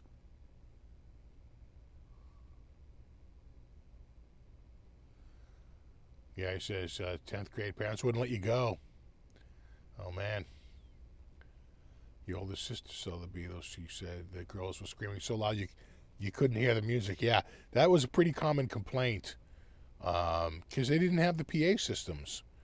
You know, one of the things that the Who were trying to do was overcome. It had to be an experience. There was no place you could go and hear a noise that loud other than the airport. So, like, like concerts, the whole thing about Marshall was that they broke the 30, 40 watt barrier. They had a 50 watt. And then all of a sudden they had a 100 watt. And, Pete Townsend said, they were using them like pretty much like a way to give the audience a crazy experience they couldn't get anywhere else. You couldn't go and hear music that loud anywhere. It just wasn't a thing. So we would envelop you in music. It would be so loud, you couldn't help but be enveloped in the music. And he said, that was really a turning point in live shows because, like you said, when you went to see the Beatles, they got a $100 watt PA and 40 watt amps. The audience was just too loud, just right over that, rolled right over it. There was no, competing with the screams of the audience. But Pete Townsend really pushed Jim Marshall to say, you got to come up with something that's even louder so that we can show up at a show, crank that up, and give the audience like this new and uncharted experience of super high volumes. And then, of course, they had to come up with PAs. Did you see, was it,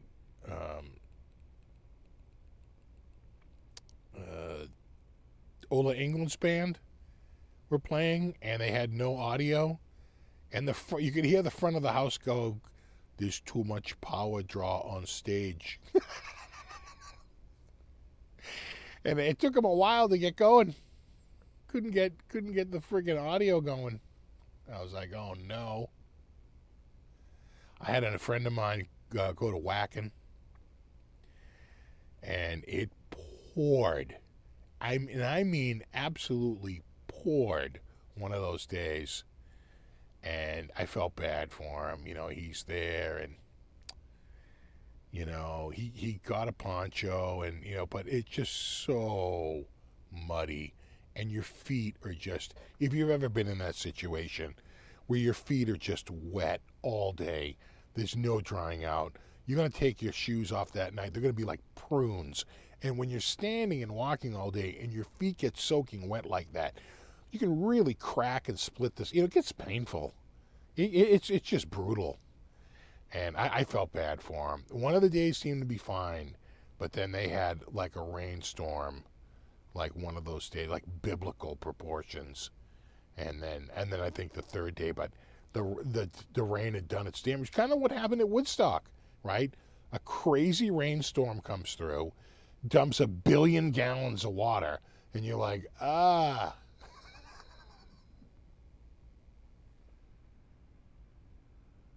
I'm hearing cats upstairs running around. Thought that was the front door, but there's no one there. It's some cats running.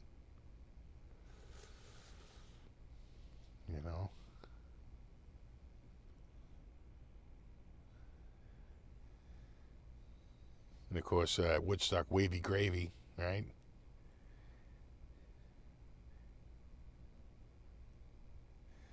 Was that Mr. Burns? The time I hit wavy gravy, he didn't think that was so groovy.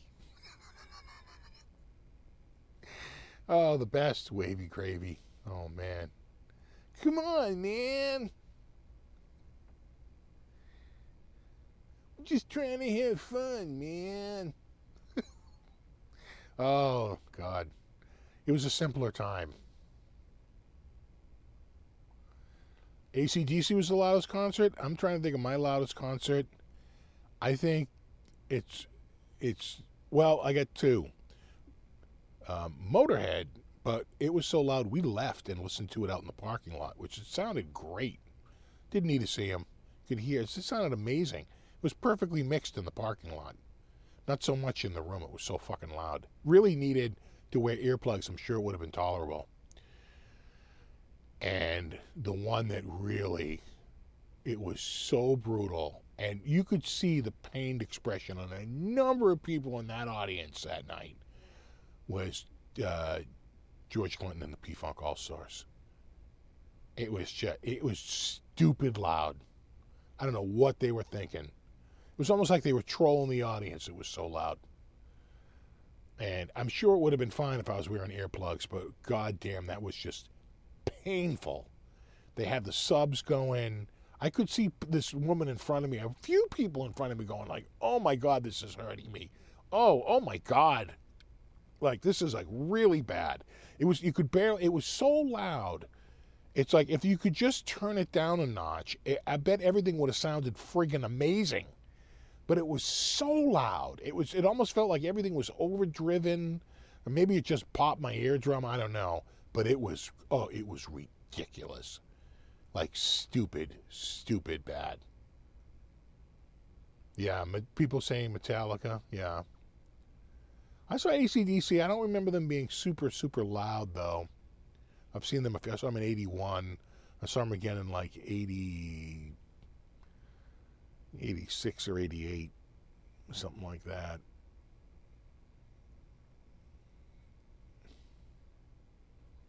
Really Smashing Pumpkins at a rolling rink, yeah. Yeah, I suppose in a small venue. That's what was up with Motorhead. They were just in a tiny venue. So there was no place to escape except the parking lot. Then of course there was the murder, and then they turned the whole place into a parking lot. Yeah, Ted Nugent. A lot of people say Ted Nugent. You know, pretty common. All right, dudes, we have it. We just rolled over 9 p.m. Show flew by tonight. I haven't even looked at the guitar for Monday. I got to go through the boxes. I'm sure there's one over there. We'll check it out. Check that out on Monday, Guitar of the Week. And I'm working on another one. I've been working on a video for the, if I can get it over here, get it out here. For the teleport, teleport. But, I'm not really set up to record effects videos. I do very few of them. So I might have to do it here with my cams because it's still 4K. But it's just easier to control than trying to do it over here and trying to pull one of my cameras out. I'm not really set up. I don't do a ton of effects videos, It's not really an effect, but it is an effect because it's a small box that I need to put a camera on, right? Just in logical terms, All right, dudes, you guys have a wonderful week. Thanks to everybody for hanging out tonight. Extra special thanks if anyone contributed. I always appreciate that. And of course, Brofist, my mod squad, #Brofist, #mod squad. And listen, those ads weren't me, bro. All right, I'll check when I get out of here. I'll see what this video is set to, but I painstakingly set them to no ads. So if you saw a mid-roll, that ain't me. That's YouTube. Write a sternly worded letter to them. All right. You guys have a wonderful week. I'll see you all next week. Have a great week. And we'll do it all again in a week. All right. Later.